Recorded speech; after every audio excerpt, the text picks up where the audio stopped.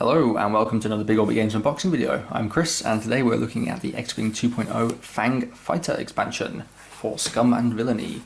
So first off, new packaging. It looks very nice and you can actually access the cards properly without destroying it. The only thing you can't access properly is the miniature, but we'll get to that in a minute. So it comes with a component list, everything that's in there. No rules changes for the Fang really, so just the component list with no additional info. And let's, I'm just going to cut straight into it rather than try and pull it apart. I apologise for the noise that is about to happen. Headphone users, turn it down now.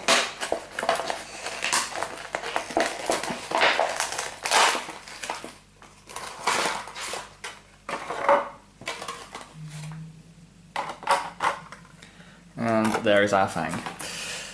So the mini itself looks much the same as it did before.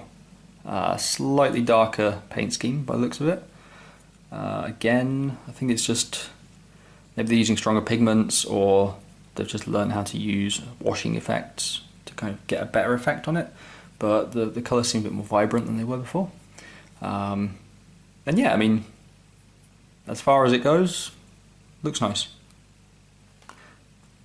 It's always a bit weird, like opening such a big box to get such a small miniature, but you know, they all look similar size on the table. So unless it's a giant ship, you got your pegs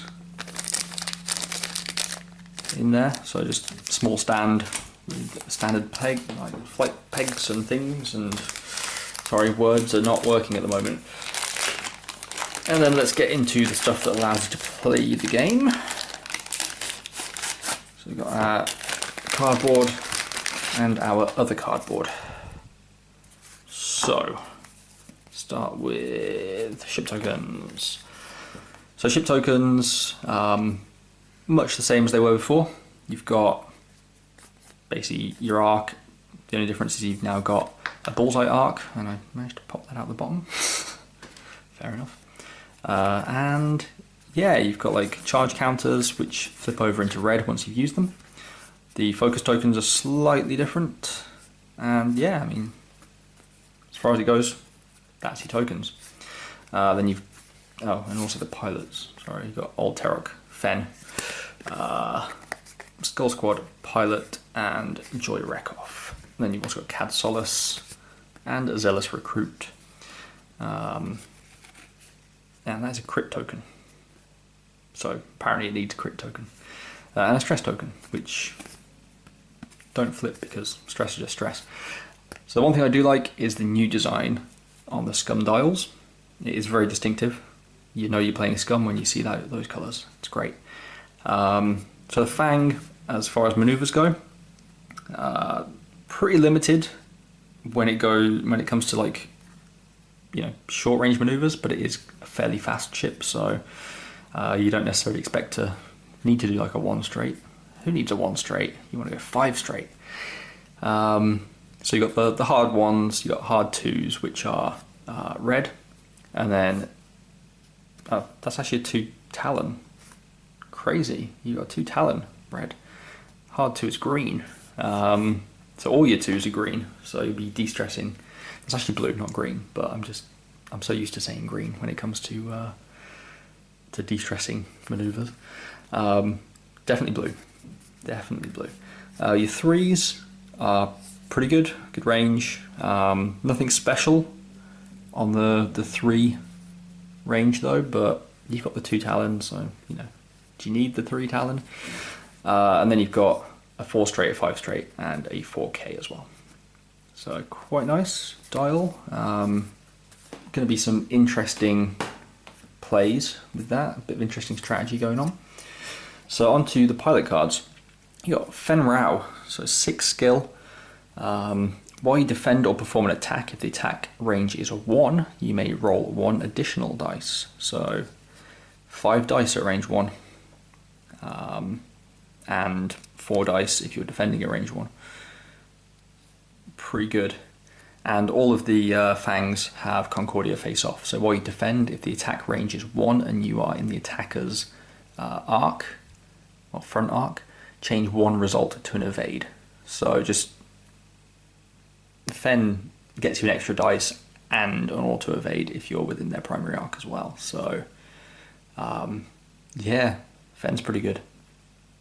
It's also got some solid abilities as well, where you can focus or target lock, or barrel roll to a red focus, or boost to a red focus.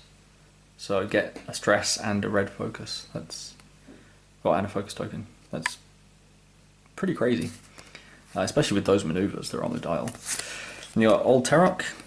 At the start of the engagement phase, you may choose one enemy ship at range 1. If you do and you're in its primary front arc, it removes all of its green tokens. That is horrible. I mean, I know you're playing Scum, but that's just mean.